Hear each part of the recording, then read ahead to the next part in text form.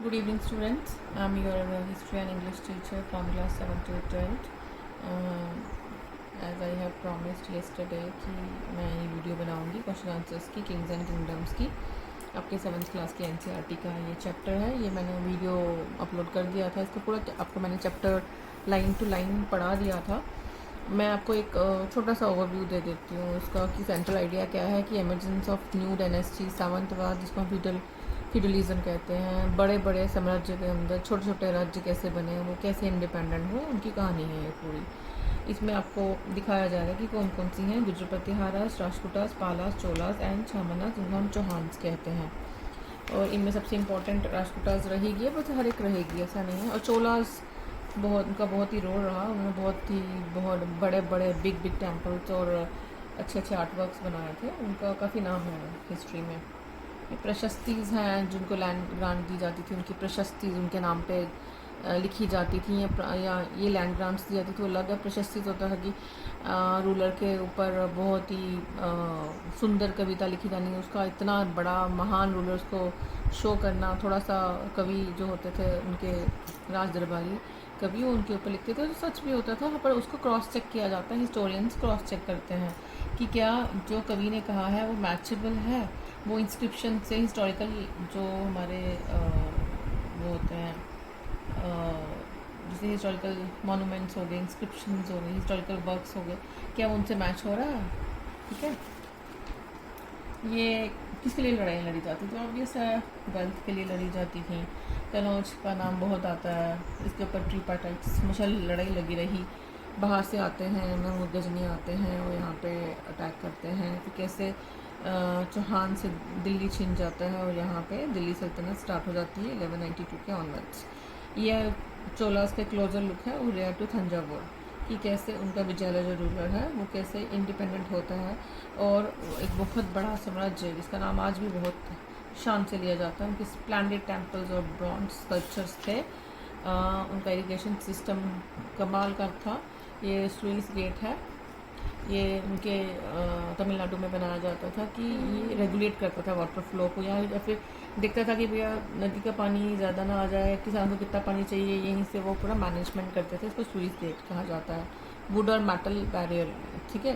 Control water levels और flow rates river canals में देखना पड़ता है। जैसे अभी भी नदियों के किनारे पे लिखा होता है भैया कितना रह गया और खतरे का निशान है, कितना पानी जाएगा, तो वो स्लुइस गेट से ही काम करता था। ये चोलास के टाइप्स ऑफ लैंड है वो जो देते थे अपने जो, जैसे वेलन वगाई नॉन ब्राह्मणस को, ब्रह्म विद्या ब्राह्मण्स को, शालोबोगा स्कूल्स को लैंड जो दी जाती थी। देवदाना टेम्पल्स को नाम से ही लग रहा है। एंड पाली छंदम ये जैन्स को। ये आ गया। ये उनकी आती है कि जो उनकी सभा थी, सभा और सभा उर और सभा, उनकी दो जैसे विलेज पंचायत होती है, ऐसे उनकी कमेटीज़ काम किया करती थी। तो वो सभा इरिगेशन वर्क्स को देखती थी, टेम्पल्स के काम को देखती थी, और ये उसके एलिजिबल मेंबर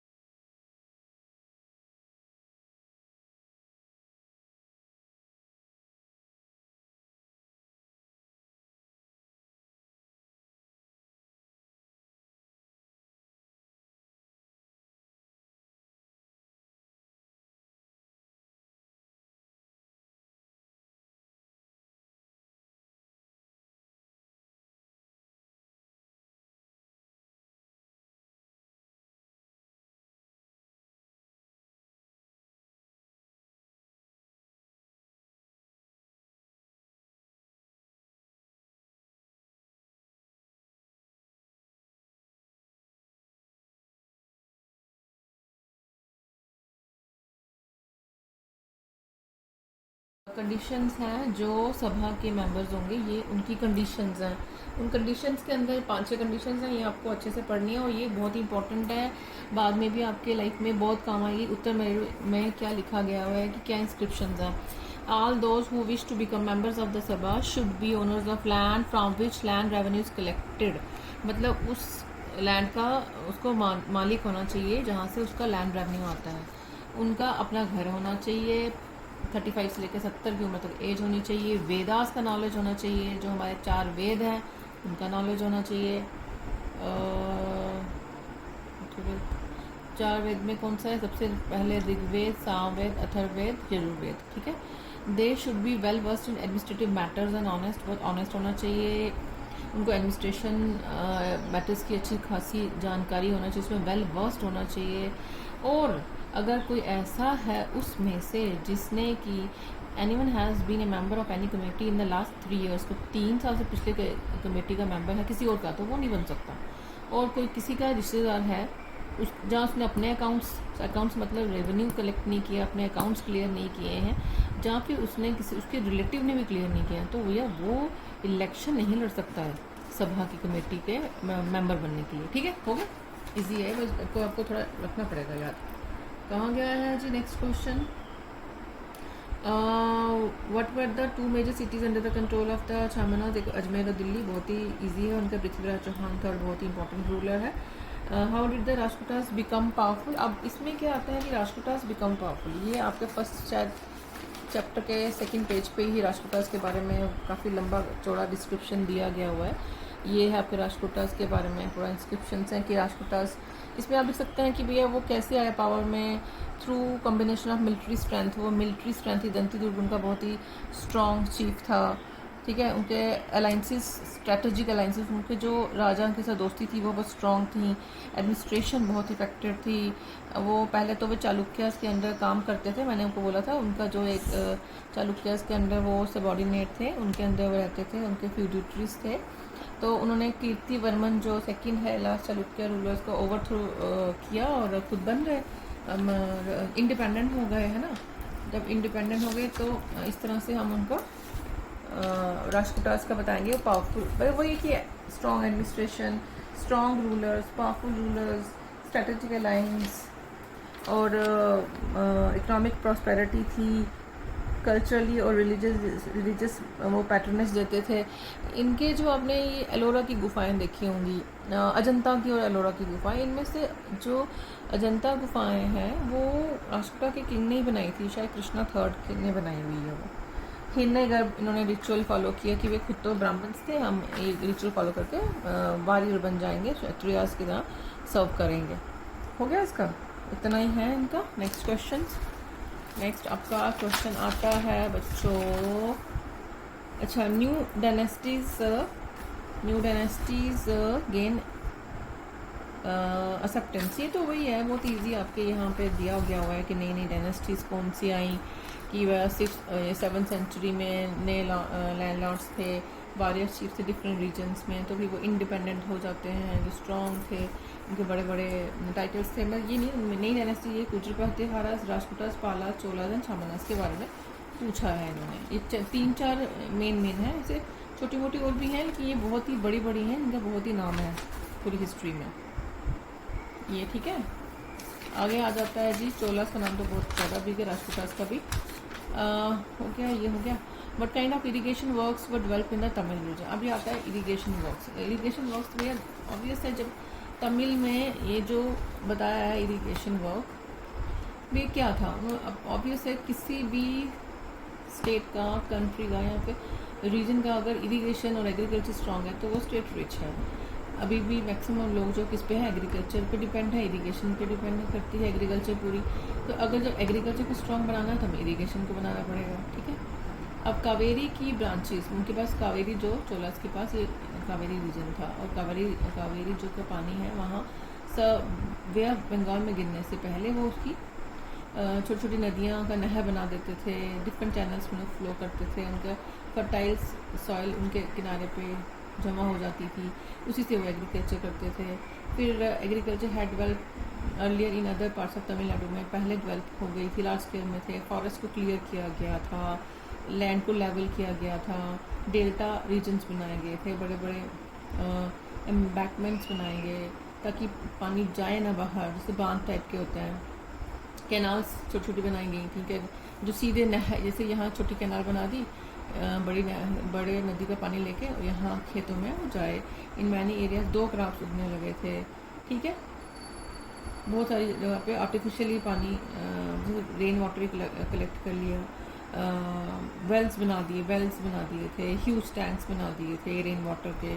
तो ये, और इन सब के लिए ऑर्गेनाइजेशन चाहिए, प्लानिंग चाहिए। मतलब उनके रूलर्स थे, काफ़ी स्ट्रांग थे, काफ़ी समझदार थे। उनको पता था कि जब ये अपने स्टेट को रिच प्रॉस्परस बनाने के लिए हमें एग्रीकल्चर इरिगेशन पर ध्यान देना पड़ेगा, और वो देते थे। ये आ गया। अच्छा, इस गेट के बारे में आपको थोड़ा सा बता देती हूँ।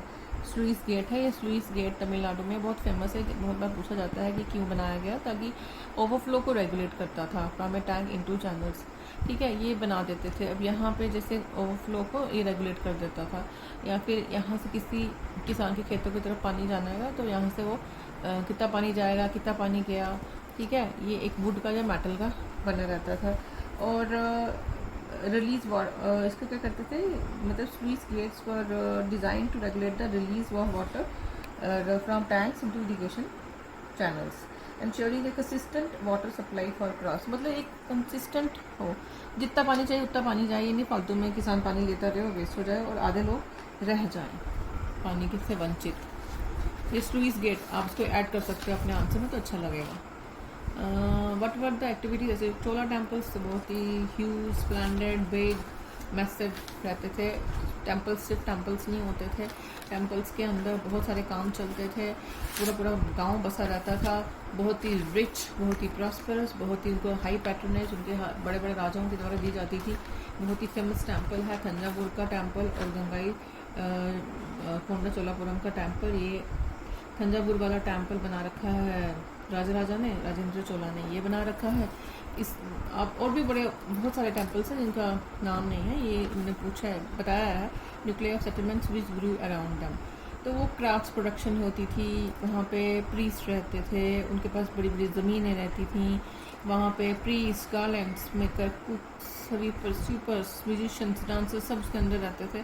वो सिर्फ temples were not only places of worship, वो centres of economic, social and cultural life होते थे। क्राफ्ट्स का काम चलता था, ब्रॉन्ज के स्ट्रक्चर्स वहाँ मैसिव और डिस्टिंक्टिव लेवल पे बनाए जाते थे।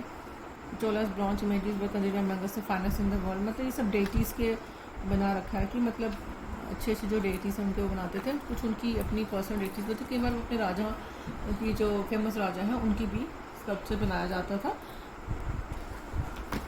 इसलिए हम ये कहेंगे कि जो चोला टेम्पल्स हैं वो सिर्फ टेम्पल्स नहीं थे, वो उनके अंदर बहुत सारा काम किया जाता था, ठीक है जी। Centres of Chola temples were centres of religious worship, economic activity, social life, serving as huge centres for various activities like craft production. इस तरह से बच्चों मैंने आपको ये चैप्टर पढ़ा दिया है अच्छे से। अगर अभी भी आपको कुछ प्रॉब्लम रह जाएगी तो आप मुझे कमेंट बॉक्स में लिख सकते हैं। और प्लीज़ जब आप कोई वीडियो देखते हैं प्लीज़ उसको शेयर भी कीजिए और सब्सक्राइब कीजिए, क्योंकि जितना ज़्यादा शेयर होगा उतना ही मुझे भी अच्छा लगेगा। फिर मैं और अच्छे से मन करेगा कि चलो थोड़ा सा अच्छे से क्वेश्चन आंसर्स या फिर अच्छे से डीपली आपको एक एक लाइन या कहीं कुछ प्रॉब्लम है तो अच्छे से उसको बना सकती हूँ। तो thank you so much for watching and please focus on your studies students. School खुल गए हैं। Thank you so much.